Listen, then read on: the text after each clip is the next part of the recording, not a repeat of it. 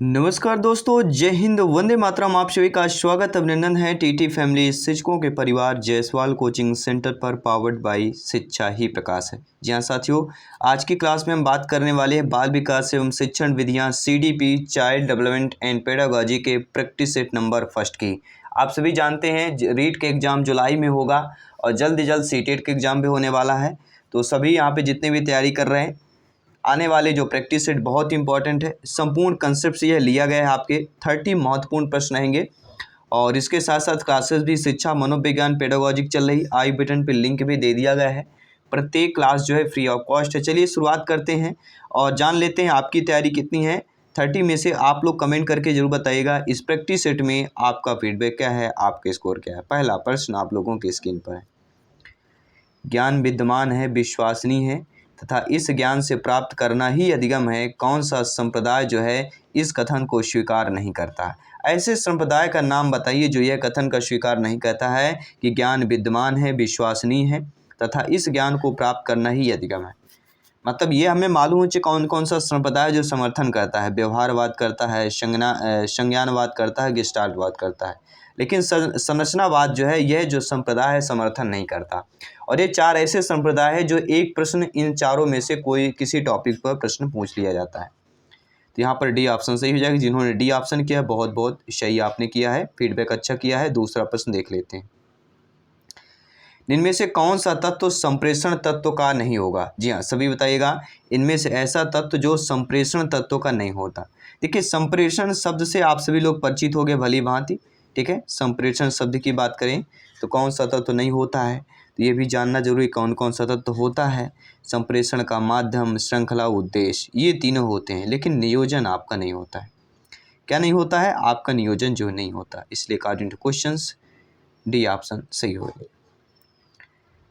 तीसरा प्रश्न है, अध्यापक के व्यक्तित्व के विकास में बाधक तत्व कौन होता है?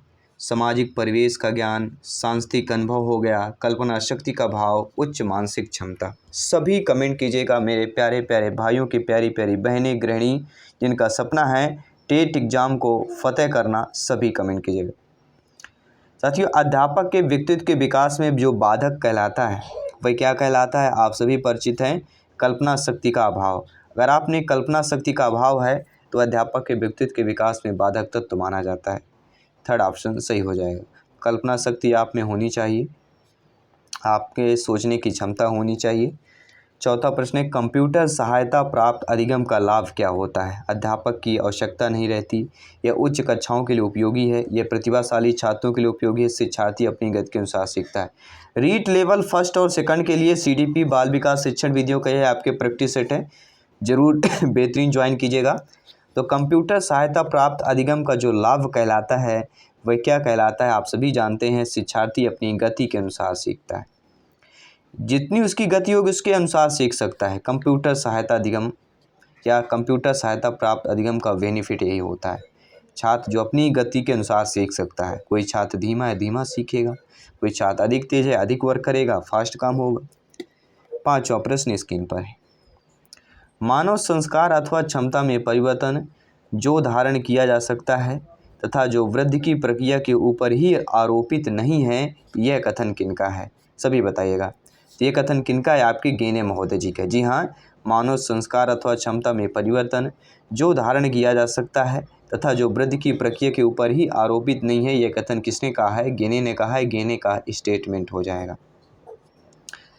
छठा प्रश्न है, किशोर अवस्था में मानसिक या बौद्धिक विकास होता है? किशोर अवस्था 12 से लेकर 18 वर्ष तक की अवस्था में, इस अवस्था में जो है मानसिक और बौद्धिकता विकास, सभी बताइएगा।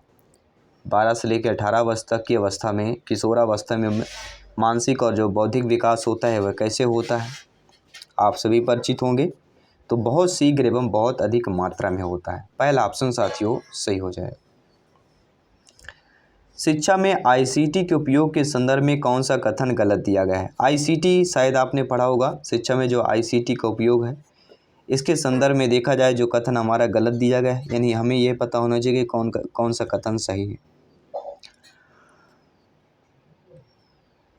बड़ी संख्या में शिक्षार्थी को शिक्षा से जोड़ना संभव होगा, अध्यापक की आवश्यकता नहीं रहेगी एंड शिक्षा ज़्यादा प्रभावी होगा, अध्यापक की भूमिका सहजकर्ता के रूप में रहेगी। अब देखिए यहाँ पे प्रश्न पूछा गया है आईसीटी में या आईसीटी के उपयोग के संदर्भ से हमारा जो कथन दिया गया है वह हमारा कौन सा सही हो जाएगा कि अध्यापक की भूमिका जो है सहज करता। ये शायद ये प्रश्न काफ़ी बार पूछा गया है। ठीक है, थर्ड ऑप्शन का यहाँ पे चयन कर लेना है। 8वां प्रश्न इसके ऊपर, किस अवस्था में बालक से परामर्श शिक्षण अत्यंत सक्रिय होता है? बाल्यावस्था, किशोरावस्था, उत्तर बाल्यावस्था या पूर्व बाल्यावस्था? तो जिस अवस्था में बालक से परामर्श शिक्षण अत्यंत सक्रिय होता है वह अवस्था कौन सी कहलाती है? किशोरावस्था कहलाती है। बी ऑप्शन साथियों सही हो जाएगा। सभी कमेंट कीजिएगा। मेरे सभी प्यारे मित्र शिक्षक बंधु, जायसवाल सर आप सभी का अभिनंदन स्वागत करते हैं। आपका एक एक कमेंट फीडबैक सर्वोपरि है, सम्मान है। अगला प्रश्न है अभिक्रमित अधिगम मॉडल के जनक कौन है? ये आपके एग्जाम पर आया हुआ प्रश्न है, रिपीटेड प्रश्न है, संभावित प्रश्न है, बार बार पूछे जाने वाला प्रश्न है। जी हाँ साथियों, जब भी अभिक्रमित अधिगम मॉडल के जनक की बात की जाती है तो इनका नाम सर्वोपरि लिया जाता है, वह आपके प्रोफेसर हल की बात करेंगे। जी हाँ, अभिक्रमित अधिगम मॉडल के जनक कहलाते हैं प्रोफेसर हल, नहीं कहलाते, गलत है। कौन कहलाते हैं सभी बताइएगा? स्किनर महोदय। जी हाँ, यहाँ पे काफ़ी सारा कन्फ्यूजन हो जाता है किसी भी प्रश्न में, लेकिन यहाँ पे कन्फ्यूजन नहीं करना है। अभिक्रमित अधिगम मॉडल जब भी पूछा जाता है स्किनर महोदय पर यहाँ पे क्लिक कर लेना। किसकी बात करेंगे? आपके स्किनर की। ठीक है, चूहे पर किसने प्रयोग किया? चूहे और कबूतर की बात करेंगे। ठीक है, आप सभी लोग समझ गए होंगे, आई होप। अगला प्रश्न है प्रत्याशा सिद्धांत किसने दिया? विक्टर रूम ने, वाटसन ने, वी.एफ. स्किनर ने, थॉर्नडाइक ने? सभी बताइएगा। सभी परिचित होंगे शायद इस नाम से, सभी कमेंट करके बाद बता दीजिएगा। प्रत्याशा सिद्धांत। जी हाँ साथियों, प्रत्याशा जो सिद्धांत है किसने दिया था? सभी फटाफट अंदाज में बता दीजिएगा। तो प्रत्याशा सिद्धांत विक्टर बूम की बात करेंगे। विक्टर बूम की आपकी है प्रत्याशा सिद्धांत जो दिया है वह विक्टर बूम ने किया है, नोट कर लीजिएगा। एंड अगला प्रश्न है स्व प्रत्यय विकसित होता है। कैसा प्रत्यय? स्वयं के द्वारा किया हुआ स्व प्रत्यय, यानी कोई इसको नहीं करता है, ये स्वयं हो जाता है। तो स्व प्रत्यय जो विकसित होता है सुधारणा से, लोगों की धारणा से, सुधारणा तथा लोगों की धारणा दोनों से होता है या बुद्धि से होता है? तो स्व प्रत्यय जो विकसित होता है ये स्वधारणा और लोगों की धारणा दोनों के धारणा से होती है। स्वयं हमारी जो धारणा है और जो लोगों की धारणा होती है, इन दोनों धारणाओं से स्व प्रत्यय जो है विकसित होता है।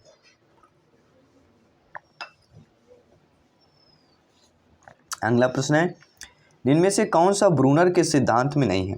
देखिए ब्रूनर का सिद्धांत आप सभी आयोग पढ़ा होगा आपने अच्छे तरीके से। तो ब्रूनर के सिद्धांत में नवीन ज्ञान अथवा सूचना को ग्रहण करना है, अर्जित ज्ञान का रूपांतरण है, ज्ञान को पर्याप्त की जांच है। लेकिन ज्ञान की अपर्याप्तता की जांच आपकी नहीं है। ठीक है, पर्याप्तता का विलोम अपर्याप्तता हो जाएगा। नेगेटिव ऐसे शब्द है आपका अपर्याप्त होना, यानी आपकी तैयारी पर्याप्तता होनी चाहिए, लेकिन यहाँ पे अपर्याप्त अगर आपकी तैयारी है तो कहीं ना कहीं दिक्कत आएगी, तो नेगेटिव हो जाता है आपका ऑप्शंस। और नेगेटिव प्रश्न पूछा जाए कौन सा सिद्धांत नहीं है, तो फोर्थ वाला आपका सिद्धांत नहीं होगा। एंड अगला प्रश्न क्या पूछा जा रहा है? 13 नंबर प्रश्न है गोलमेन का नाम जाना जाता है। जी हाँ, गोलमेन का जो नाम है बुद्धि के सिद्धांत के लिए जाना जाता है, आध्यात्मिक बुद्धि के लिए, संवेगात्मक बुद्धि के लिए, यह सामाजिक बुद्धि के लिए जाना जाता है। तो किसके लिए गोलमेन का नाम जाना जाता है? आप सभी लोग परिचित होंगे, सभी फटाफट कमेंट करके बता दीजिएगा। हम बात करेंगे सामवेगिक बुद्धि की बात करेंगे। अगला ब्रूनर के अनुसार निम्न में से कौन सा शिक्षण सिद्धांत नहीं होता है? देखिए ब्रूनर की बात करें औपचारिक शिक्षण सिद्धांत, वर्णात्मक शिक्षण सिद्धांत और प्रामाणिक, ये तीनों सिद्धांत ब्रूनर के अनुसार शिक्षण सिद्धांत है। लेकिन अनौपचारिक का जिक्र होता है तो ब्रूनर के सिद्धांत का यह आपके शिक्षण सिद्धांत नहीं होगा। इसलिए according two questions right option number second option सही हो जाए। अगला प्रश्न है पियाजे जी के अनुसार किशोरावस्था में संज्ञानात्मक विकास की कौन सी अवस्था प्रारंभ होती है? देखिए जीन पियाजे जी ने 4 अवस्थाएं बताई थी।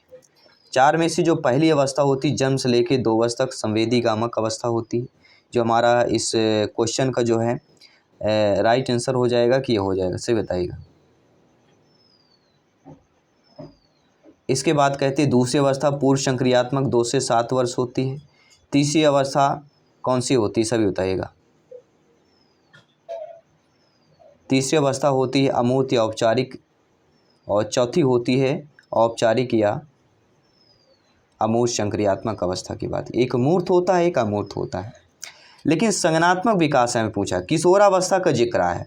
किशोरावस्था में संज्ञानात्मक विकास की कौन सी अवस्था प्रारंभ होती है? वह होती है औपचारिक कार्यात्मक या अमूर्त संक्रियात्मक अवस्था, जो 11 से लेकर 15 वर्ष तक की अवस्था होती है। जीन पियाजे जी की चौथी अवस्था होती है, आप सभी परिचित होंगे। अगला प्रश्न है, निम्नलिखित में से कौन से शिक्षण सिद्धांत की एक विशेषता नहीं है? देखिए, शिक्षण सिद्धांत की विशेषता की बात करें, सीखने में उत्सुकता होती है, ज्ञान की संरचना और पुष्टिकरण, लेकिन क्रमशीलता का अभाव ऐसा नहीं है। क्रमशीलता का अभाव जो है शिक्षण सिद्धांत की विशेषता नहीं होती है। सिद्धांत की विशेषता होती है, अभाव कोई विशेषता नहीं होता है। उत्सुकता विशेषता होती है, ज्ञान की संरचना विशेषता होती है, पुष्टिकरण होता है, लेकिन अभाव शब्द अपने आप में क्या होता है? निगेटिव आ जाता है। अभाव, अभाव, बिना प्रभाव के अभाव। ठीक है, तो थर्ड ऑप्शन सही हो जाएगा यहाँ पे। अगला प्रश्न देख लेते हैं, निर्देशन प्रक्रिया होनी चाहिए। देखिए, जो निर्देशन की प्रक्रिया वह किस प्रकार होनी चाहिए? उद्देश्य केंद्रित होनी चाहिए, निर्देशक कर्ता केंद्रित होनी चाहिए, पाठ्यक्रम केंद्रित होनी चाहिए या बाल केंद्रित होनी चाहिए? तो निर्देशन जो प्रक्रिया है वह किस प्रकार होनी चाहिए? आप सभी समझते हैं बाल केंद्रित होनी चाहिए। डी ऑप्शन को यहाँ पे सही कर लेंगे। अगला प्रश्न है, जीन पियाजे की 10 से वयम वर्ग से 7 से लेकर 12 वर्ष तक की विकास की अवस्था को क्या कहा जाता है? तो हमने बताया भैया, संवेदी प्रेरक को क्या बोला जाता है? जन्म से लेकर 2 वर्ष तक की अवस्था, पूर्व संक्रियात्मक 2 से लेकर 7 वर्ष तक की अवस्था, मूर्त 7 से लेकर 11 वर्ष तक की अवस्था या 12 वर्ष, इसी को बोला जाता है। थर्ड ऑप्शन सही हो जाएगा। ठीक है, आइए बात करते हैं अगले प्रश्न की। मनोविज्ञान के किस संप्रदाय में तथ्यात्मक एवं वस्तुनिष्ठ विधियों के अध्ययन के उपयोग पर बल दिया जाता है? जी हाँ, ऐसे संप्रदाय का नाम आता है मनोविज्ञान के, जिसमें तथ्यात्मक और वस्तुनिष्ठ विधियों के अध्ययन के उपयोग पर बल दिया जाता है। अगर आप यूज कर रहे हैं, वह मनोविश्लेषणवाद, संरचनावाद, व्यवहारवाद या आपके संज्ञानवाद की जिक्र करें। अगर आपको पता है, आप सभी लोग कमेंट कर सकते हैं। जयसवाल सर आप सभी के कमेंट का फीडबैक का तहे दिल से स्वागत, अभिनंदन करते हैं। राइट ऑप्शन क्या हो जाएगा? देखिए, ऐसा संप्रदाय जो तथ्यात्मक एवं वस्तुनिष्ठ विधियों के अध्ययन के उपयोग पर बल दिया जाता है वही कहलाता है व्यवहारवाद, और इसके जनक है जे.बी. वाटसन, सभी से जानते हैं। ठीक है, चलिए 20वां प्रश्न देख लेते हैं आपके अंदाज पर। प्रश्न क्या पूछा जा रहा है? कुसमयोजित व्यक्ति कहलाते हैं। देखिए, ऐसे व्यक्ति जो कुसमयोजित होते हैं, जो समयोजित नहीं होते हैं, ठीक है, वो क्या कहलाते हैं? कुसमयोजित जो व्यक्ति कहलाते हैं वह अधिकतर अनुचित ढंग से द्वंद्वात्मक स्थिति का सामना करते हैं, समाज विरोधी गतिविधियों में सहभागिता करते हैं, द्वंद्व को दूर करने में असमर्थता होते हैं। ये उपरोक्त सभी कुसमयोजित व्यक्ति होते हैं, जो समाज से दूर रहते हैं। ठीक है, ये सारी चीज़ें नहीं कर पाते, कुसमयोजित व्यक्ति कहलाते हैं। समस्या समाधान स्थिति के लिए संज्ञानवादी क्या मानते हैं? जी हाँ, जो समस्या समाधान की स्थिति होती है उसके लिए संज्ञानवादी को जो मानना है वह क्या मानना है? इसे चिंतन प्रक्रिया होती है, यह प्रयास और त्रुटि पर आधारित है, यह पुनर्बलन पर आधारित है, यह उद्दीपन प्रत्युत्तर अनुबंधन की बात करेंगे। राइट ऑप्शन क्या हो जाएगा? तो समस्या समाधान स्थिति के लिए संज्ञानवादी जो मानते हैं इनमें चिंतन प्रक्रिया होती है। पहला ऑप्शन यहाँ पे साथियों सही हो जाएगा। अगला प्रश्न है, तनाव को कम करने तथा अंतर्द्वंद को सुलझाने के प्रत्यक्ष तरीकों में क्या शामिल नहीं होता है? रुकावट को नष्ट या दूर करना, दूसरा रास्ता निकालना, दूसरे लक्ष्यों का प्रतिस्थापन या अनिर्णय की बात करेंगे। साथियों, तनाव को कम करना तथा अंतर्द्वंद को सुलझाने के जो प्रत्यक्ष तरीकों में शामिल नहीं होता वह आपको बताना है। यानी ये हमें पता होना चाहिए क्या क्या शामिल होता है। तो आप सभी जानते हैं, रुकावट को नष्ट या दूर करना, दूसरा रास्ता निकालना, दूसरे लक्ष्यों का प्रतिस्थापन, ये तीनों जो है तनाव को कम करने और अंतर्द्वंद को सुलझाने का प्रत्यक्ष तरीका है। लेकिन अनिर्णय, अगर कोई निर्णय ही नहीं आ रहा है तो वह तनाव कम करने का, अंतर्द्वंद और सुलझाने का प्रत्यक्ष तरीका नहीं हो सकता। निर्णय आना ही प्रत्यक्ष तरीका हो सकता है।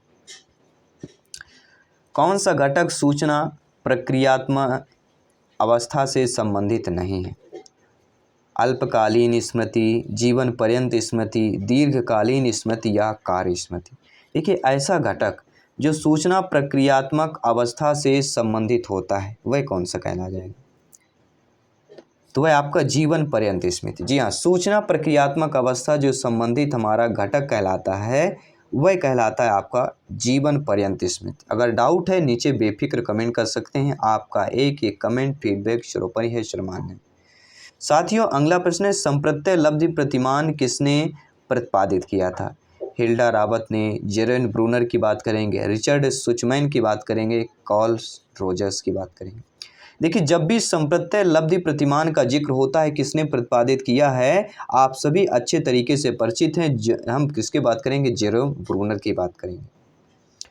साथियों किशोरावस्था वह अवस्था है जिसमें बालक परिपक्वता की ओर अग्रसर होता है। जी हाँ, किशोरावस्था ऐसी अवस्था कहलाती है जिसमें बालक जो सदैव क्या होता है? परिपक्वता की ओर अग्रसर होता है। यह कथन स्टेटमेंट किसके है? स्टेनले हाल का है, जर्सील का है, हरलाक का है, या इनमें से कोई नहीं? आपको पता है, फटाफट अंदाज में आप लोग कमेंट कीजिए। जी हाँ, प्रत्येक भाई बहन शिक्षा बंधु गृहिणी सभी कमेंट कीजिएगा। सभी मित्रों को जय हिंद, वंदे मातरम, इंकलाब जिंदाबाद। जी हाँ, सभी यहाँ पे कमेंट कीजिएगा। किशोरावस्था वह अवस्था है जिसमें बालक परिपक्वता की ओर अग्रसर होता है। ये किसने कहा है? सभी लोग बताइएगा इनमें से। ये आपके लिए हम मॉक क्वेश्चन दे रहे हैं। चलिए, आप सभी के लिए मॉक क्वेश्चन है, किशोरावस्था वह अवस्था जिसमें बालक परिपक्वता की ओर अग्रसर होता है, किसका कथन है? ये आप सभी के लिए आज के लिए मॉक क्वेश्चन है, सभी बताइएगा। आगमन चिंतन के विकास के लिए श्रीमती टाबा ने कौन सी युक्ति नहीं सुझाई थी? यानी ये हमें पता होना चाहिए, श्रीमती टाबा ने कौन सी जो है युक्ति सुझाई थी। जब ये पता होगा तो ऑलरेडी हमें पता हो जाएगा। तो अवधारणा का निर्माण, दत्त व्याख्या, सिद्धांतों का उपयोग, ये तीनों जो है आगमन चिंतन के विकास के लिए श्रीमती टाबा ने युक्ति सुझाई, लेकिन दत्त अवलोकन की युक्ति जो है नहीं सुझाई है। इसलिए according two questions D option सही हो जाएगा। प्रोफेसर हल की अधिगम प्रणाली के अंतर्गत निम्नांकित में से किस आघात चर माना गया है? SIR आदत बल, अन्नद ड्राइव, प्रेरक अभिप्रेरण, या पूर्व प्रबलनों की संख्या। आप सभी परिचित होंगे शायद इस प्रश्न पर, काफ़ी बार पूछा गया प्रश्न है, पूर्व प्रबलनों की संख्या। जी हाँ, प्रोफेसर हल की अधिगम प्रणाली के अंतर्गत जो है पूर्व प्रबलनों की संख्या जो है आघात चर इसे माना गया था। अगला प्रश्न है, 2-3 प्रश्न है इस प्रैक्टिस सेट में। साथियों हार्डवेयर उपागम का आधार क्या होता है? शैक्षिक विज्ञान, अप्लाइड इंजीनियरिंग, उपयुक्त दोनों, या शैक्षिक मनो एजुकेशन साइकोलॉजी की बात करें। हार्डवेयर उपागम का जो आधार कहलाता है वह कहलाता है अप्लाइड इंजीनियरिंग। जी हाँ, हार्डवेयर का संबंध इंजीनियरिंग से है, ये आपको नोट कर लेना है। अगला प्रश्न स्क्रीन पर। साथियों फ्रायड की व्यक्तित्व संबंधी मनोविश्लेषणवादी धारणा के अनुसार निम्नांकित में से कौन सा मनो ऊर्जा का संसूचक है? अहम, इदम, परा अहम, या मन का चेतन स्तर? दिया सभी कमेंट कीजिएगा। देखिए, फ्रायड की व्यक्तित्व संबंधी मनोविश्लेषणवादी धारणा के अनुसार इनमें से जो मनो ऊर्जा का संसूचक कहलाता है वह कहलाता है इदम। इद, ईगो, परा अहम। इद ईगो, सुपर ईगो आपने पढ़ा होगा। अहम, इदम, परा अहम, ये बहुत इंपॉर्टेंट है और इनसे एक प्रश्न जरूर आ जाता है, चाहे हम रीट एग्जाम की बात करें, सीटेट या अदर एग्जाम की बात करें। ठीक है, तो यहाँ पे हमारा सेकंड ऑप्शन सही हो जाएगा। और इस प्रैक्टिस सेट का 30वां प्रश्न आप लोगों की स्क्रीन पर। प्रक्षेपण शब्द का प्रयोग सर्वप्रथम किस मनोवैज्ञानिक ने किया? एरिक्सन ने, फ्रायड ने, जीन पियाजे जी ने, या थॉर्नडाइक ने किया था? जी हाँ साथियों, प्रक्षेपण शब्द कहते हैं ना, इसका प्रक्षेपण किया गया, इसका प्रक्षेपण किया गया, साइंस में आपने पढ़ा होगा। तो प्रक्षेपण शब्द का प्रयोग सर्वप्रथम किस मनोवैज्ञानिक ने किया, यह आपको कमेंट करके बताना है। और वह मनोवैज्ञानिक और कोई नहीं है, फ्रायड महोदय की बात करेंगे। तो साथियों बाल विकास एवं शिक्षण विधियों शिक्षा शास्त्र CDP की प्रैक्टिस सेट पहली प्रैक्टिस सेट थी। 30 महत्वपूर्ण क्वेश्चन हमने कंप्लीट किया।